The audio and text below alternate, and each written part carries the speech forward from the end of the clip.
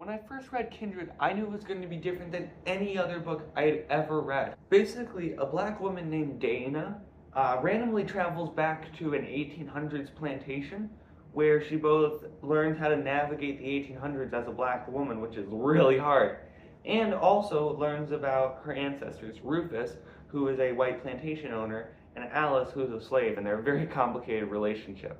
It's a great plot, but it doesn't have an actual genre. Don't believe me? We'll watch to the end, because I'm going to go through all of the genres that could be and explain why none of them perfectly fit the story. Obviously, the main character goes back in time, so I thought that maybe it would be science fiction.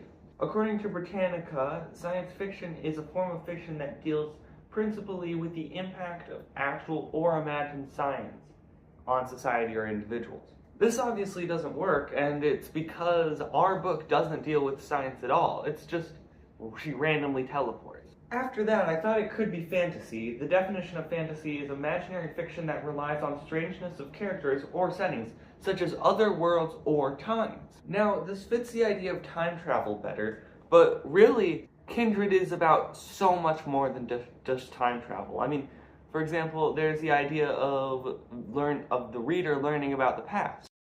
Well, obviously, if it is teaching the reader about what it's like to live inside of a certain time period, that would be the genre known as historical fiction. I rented a book from the library called The Reader's Advisory Guide to Genre Blends, and in it had the definition that historical fiction can be any book with a historical frame that is completely integral to the story. Now, this seems to fit it pretty well. I mean, after all, a lot of the book is spent talking about what it is like to live in the 1800s. But this definition also doesn't work because the frame that they're talking about in the definition changes. You change the time period.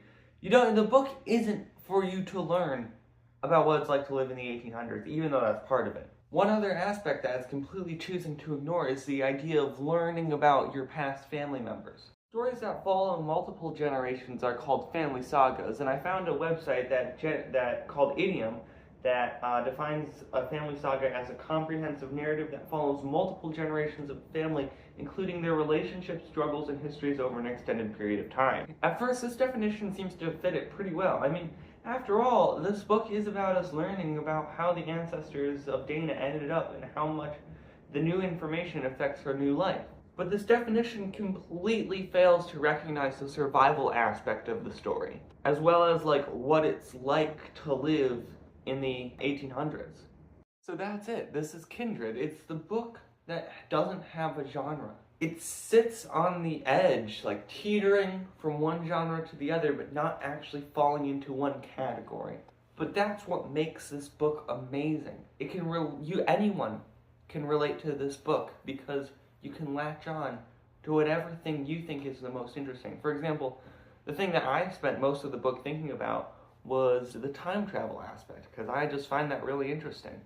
But someone else might think that thinking about what it's like to live in the 1800s would be more interesting.